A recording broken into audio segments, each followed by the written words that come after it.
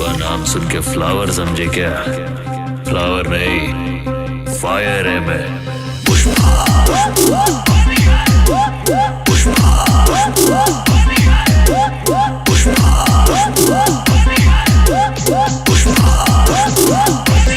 बोला बोला भगवा महाराज की।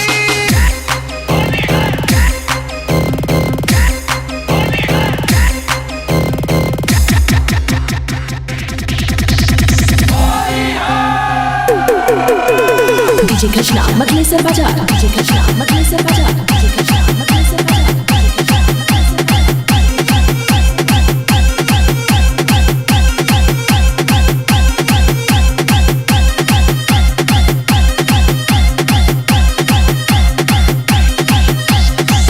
अगर माल उनसे बचाकर पार करवाने का दम है तो बात कर। माल निकलवाने के लिए दम की क्या जरूरत है? खाली दिमाग चाहिए। एक टाइम पे एक गोली चलाओगे, मैं एक टाइम पे 60 कुल्हाड़ी चलाऊंगा। किसके ज्यादा टुकड़े होंगे सोच लो।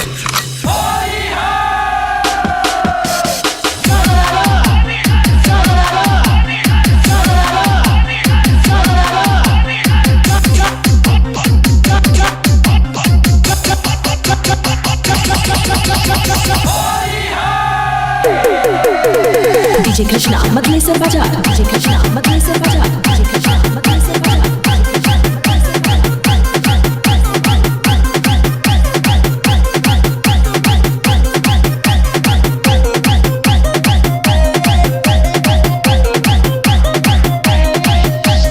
नाव में बैठकर जाल फेंकना बहुत आसान है। पानी में उतरेगा तो बड़ी मछलियां खा जाएंगी। मैं इधर किसी के फट्टे में टांग अड़ाने को नहीं आया, राज करने के लिए आया मैं। पुष्पा पुष्पा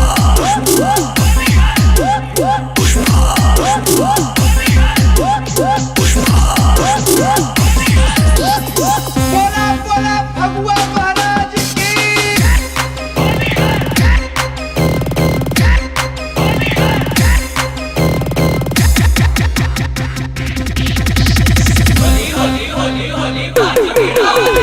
डीजे कृष्णा मतले सर बजा, डीजे कृष्णा मतले सर बजा, डीजे कृष्णा मतले सर बजा।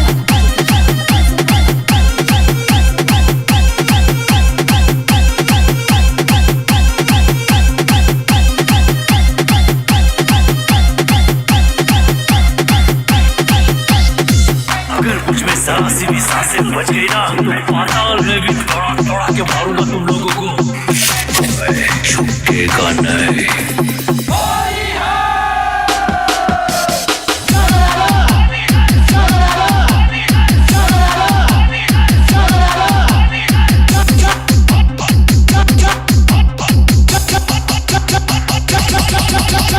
Get ready for this. Go.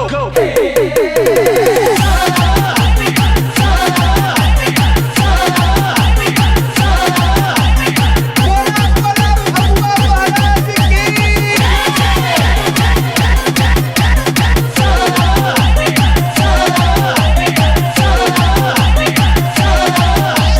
DJ Krishna मतले सर बजा, डीजे कृष्णा मतले सर बजा, डीजे कृष्णा मतले सर बजा, डीजे कृष्णा मतले सर बजा, डीजे कृष्णा मतले सर बजा, डीजे कृष्णा मतले सर बजा।